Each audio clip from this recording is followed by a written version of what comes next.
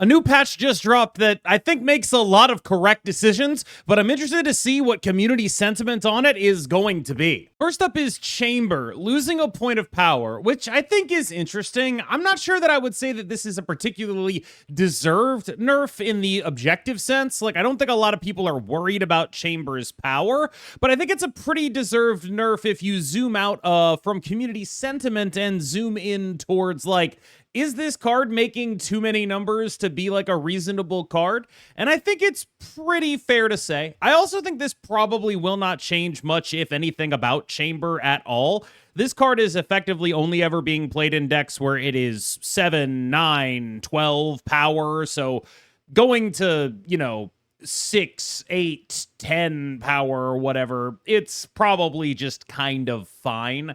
That's just a reasonable thing for this card to be. There's no reason for it to be as strong as it was, and this nerf isn't very meaningful to how good the card is going to be. So I think that just means that this is a perfectly good change. Genuinely nothing I can say that's bad about this. Just this is a free point of power they can take off. The card has found its homes. There is no need to keep it at an aggressively high level of power. It will be exactly the same card at the current rate it is at. A couple of changes to the 10 rings. The base 10 rings and the flipped 10 rings are both getting a point of power. I think this is a very easy and solid change that they should make. Shang-Chi's problem has largely been that the rings are really bad. I'm not sure that this is enough to make them good enough, but I think we're moving towards that direction. I would guess that if the rings were 2-3, this would just be a card you played instead of Domino as is. I'm not entirely sure that it ends up being that, and I do think it is bad for a card that they are charging for to be like, maybe it's better than Domino.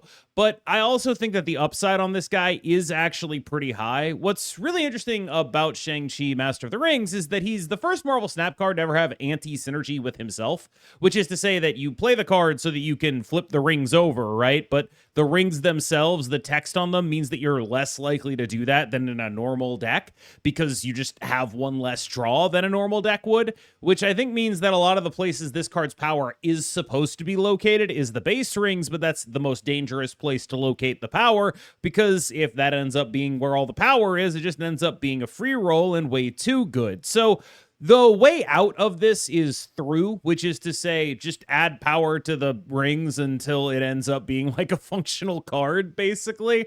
I'm interested to see where that ends up. I wouldn't be surprised if this kind of stuff was like meaningfully better. I would be a little bit surprised if it was like a huge part of what was happening in this metagame, in large part because of the amount of disruption that is currently common in the metagame, and when you're not being disrupted, the amount of combo stuff that is currently common in the metagame. But this is actually a pretty interesting card in a world where you're playing like Aurora type stuff. Like, I can see this kind of thing being a meaningful improvement. It's just, you have a lot of other good 2-drops in those decks too, and I'm not really sure that this is a bigger buff.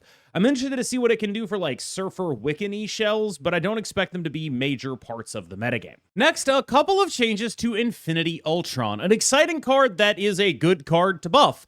Unfortunately, none of the changes are actually to Infinity Ultron's power himself. I think making him 5/8 would have been the easy route. They took a not easy route here, instead buffing 3 of Infinity Ultron's stones. First, the Soul Stone is now giving +3 power to your full lanes instead of +2 power. Next, the Time Stone is going all the way up to 2/4, and the Space Stone up to 2/6, which I think makes it probably the best 2-drop in the game, as weird as that may sound. So what does this do to Infinity Ultron? Well, it does make the card meaningfully stronger, but I think it mostly adds up to like half a point to a point of buffs on the card.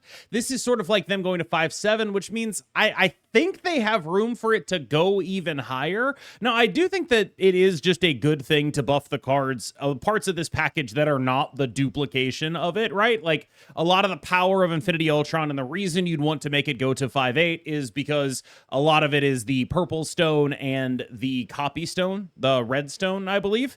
And so you really want to put the power elsewhere there, and this is like good design, right? My baseline hack thing is take it to 5/8, leaning into what makes the card good anyway, why what they've decided to do is try to balance it out, add more power to the stuff that isn't the good hits. Because a lot of the time when you play against this card, it really is about red and purple, and making it so the other stones are actually meaningfully helping you is probably good. These are the 3 stones that are correct to buff, the ones that are definitely the worst part of the kit, and I think that that is a good way to go about this. I also think that this card could stand to get maybe another buff at some point as well, because it is one of the most interesting and compelling 5-drops they have ever released. Just a really cool card that I'm happy to see getting love, and I would like to see maybe get a little bit more in the future. Next up, King Eitri is getting a point of power, which I think is one of those long overdue changes that they just get to do for free. A lot of this patch is just changes that I have no objection to. This is just a great one. Like, what is this guy doing that is so offensive? Thor's Agamotto? Buff him more.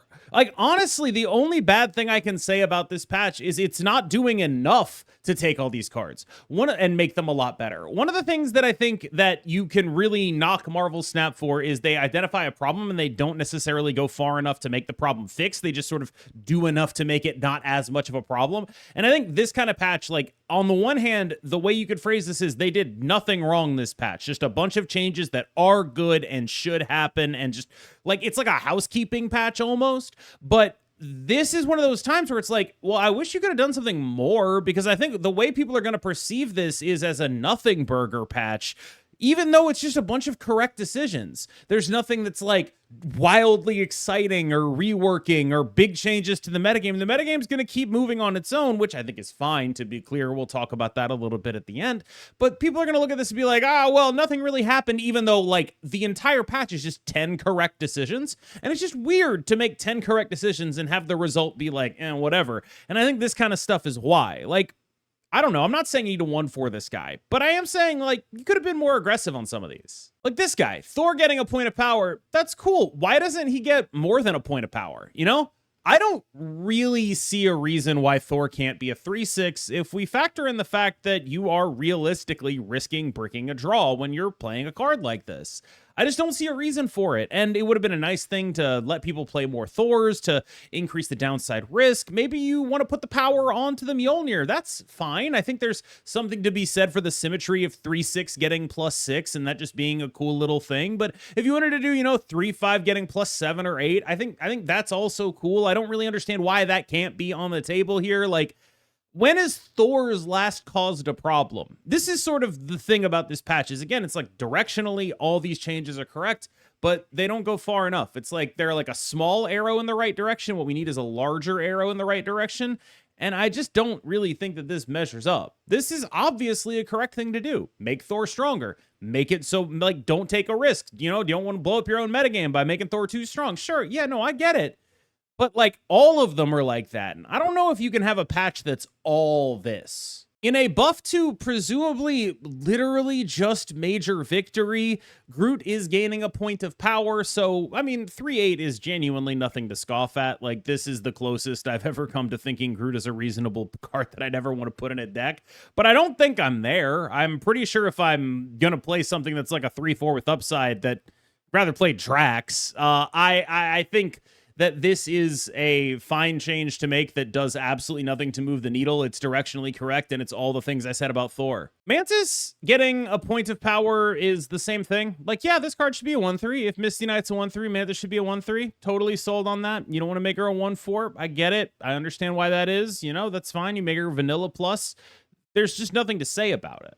Like, yeah, good job. Kingpin going to 1/3 is actually a little bit interesting because the deck's Kingpin goes in care deeply about every single point of stats in a way that, like, so like Mantis or Groot doesn't really have decks that it goes in. Like, with all due respect to Major Victory and the Guardians, that's not really a thing, but you will see people playing Kingpin, and they do care a lot about individual stats. And I think this guy going to 1/3 does help him quite a bit, just because it gets the card to an actual number of points that is, like, not embarrassing. I think it's pretty embarrassing to play a 1/2, and Kingpin decks were sort of, like, roped into it by virtue of what other one are they realistically gonna play? And I think this guy going to 1/3 will actually just help that deck feel better about doing the things that it's already doing, which are not very good. Nightcrawler going to 1/3 is one of those changes that I think is another one that's just, like, very overdue. If Misty Knight is a 1/3, Nightcrawler should be a 1/3. It's nice to see them doing this, but at the same time, I don't think will be particularly impactful. I don't see Nightcrawler being in a million decks, but I do think that when you get down to it, there is now a much more real conversation about Nightcrawler versus Hydra Bob. Like, how much is that 1 point of power worth? In much the same way as we saw a little bit of like, oh, I'm playing Ghost Spider in my mid-range deck just because it's a 1/3 and it does some stuff. I wouldn't be surprised if Nightcrawler ends up being like a little bit better than people expect it to be. I can see this card being like, oh, I need a second 1-drop in my Super Giant deck because I don't really have any other options. And I've certainly found myself thinking I need a second 1-drop in my Super Giant deck. And this is probably the 1-drop I would pick in my Super Giant deck right now. So at least he's got that going for him. I think this is like a bit of a sneaky one where some of the other ones like Mantis and Groot and probably Thor are like, all right, that doesn't really change anything about what this card is. It's going to do all the same stuff. Nightcrawler going to 1/3 is like, this might actually matter. So on the whole, this patch feels like a series of directionally correct decisions, but with no sizzle. This is a patch of just like health food, right? You're eating your greens, you're eating your raw, not raw chicken, but you're eating your unseasoned chicken. You're doing your bodybuilding, there's a lot of correct decisions in there, but no joy. And I think that is largely my takeaway from this patch is like, I fully expect the reaction to this patch to be pretty negative. And I guess it's time to talk about that, right? Like, I think people are going to be mad that they didn't do anything to Star-Lord, and I think those people are wrong. Like, this is what I mean when I talk about stacking correct decisions. I don't think it's correct to do something about Star-Lord right now. I just don't. Even if I thought that he was like super busted, I wouldn't think it's correct. And I think the jury is very much still out on that, which means it's even less correct, right? But in lieu of like the ability to make big changes to the metagame because you aren't actually sure how real the metagame is, it's hard for me to look at this and be like, anything is wrong here other than just a general sense of, I don't really have to change much, right? What's going to change out of this patch? Maybe some more Shang-Chis, maybe some more Nightcrawlers. I could see myself playing those cards, but the rest of it, I don't know. All right, y'all. Thanks so much for watching. As always, let me know in the comments what you thought. And I have been KMBest. You have been phenomenal. And I will see you in the next one.